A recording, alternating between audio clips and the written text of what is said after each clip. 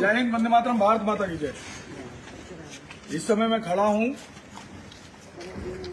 कर्मचारी राज्य बीमा औषधालय, यहाँ केंद्र है उत्तराखंड सरकार का, श्रम विभाग। यहाँ पर वो व्यक्ति जो संपूर्ण काशीपुर या पूरे उत्तराखंड में किसी भी फैक्ट्री में अगर काम करता है, कोई भी मजदूर परिवार, तो वो ईएसआई और पीएफ अपना कटवाता है।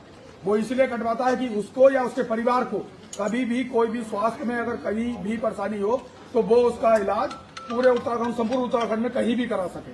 आज की स्थिति यह है, ये मान्यवर श्रम विभाग में कोई आईएएस हैं, उन्होंने कल शाम को एक तुगलकी फरमान जारी किया है पूरे उत्तराखंड के लिए कि अब कोई भी ये मजदूर परिवार जो पहले कहीं भी किसी भी प्राइवेट अस्पताल में, जैसे कि जो सरकार द्वारा अनुबंधित हैं कि जिनमें ईएसआई के माध्यम से वो लोग इलाज करा सकते थे, ये इन्होंने ये आदेश जारी करने के बाद उसको समाप्त कर दिया है।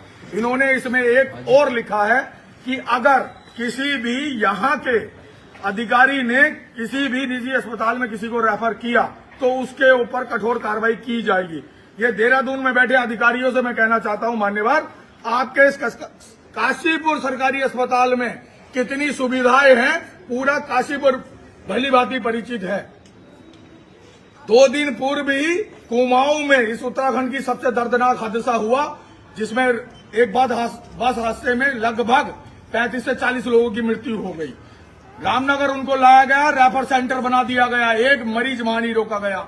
वहां से सबसे बड़ा कुमाऊं का द्वार कहा जाने वाला कुमाऊं का अस्पताल सुशीला तिवारी भेजा गया।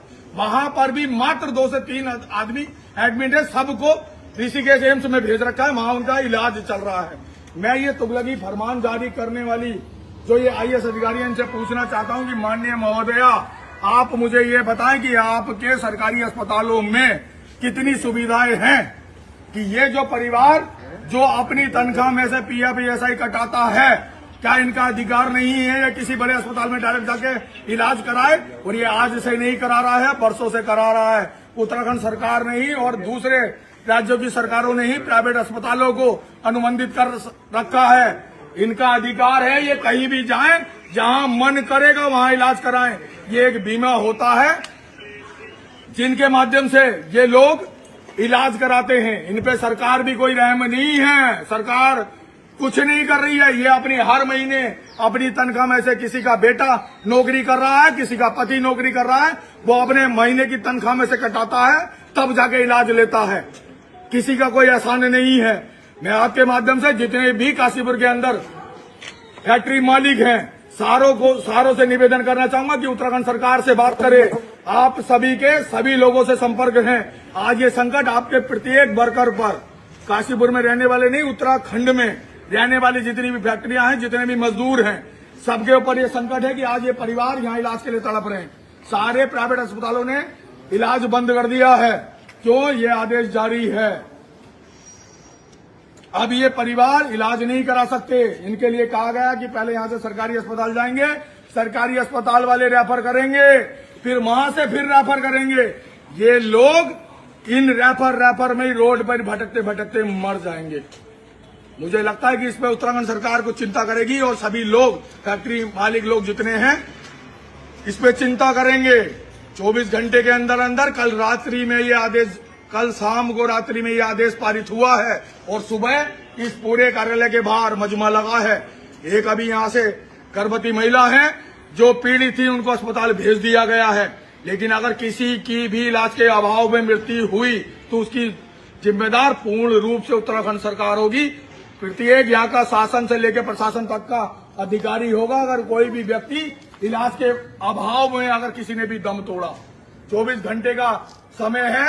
ये तुगलकी फरमान उत्तराखंड सरकार इसको वापस ले और पुनः की भांति जैसे ये लोग अपना इलाज करा सकते थे कहीं पर भी, उनको इलाज करने की जो पहले में व्यवस्थाएं थी, उन्हीं को व्यवस्थाएं ठीक करें। जब आपके अस्पताल ठीक हो जाए उसके बाद ये फरमान जारी करना। देहरादून के एसी के कार्यालय में बैठने के बाद पता नहीं चलेगा कि क्या है रोड की स्थिति, क्या है और धरातल की स्थिति क्या है। जब तुम्हारी औलाद अगर तड़प रही हो और तुम्हारे पल्ले 1 रुपया ना हो, तब सोचना।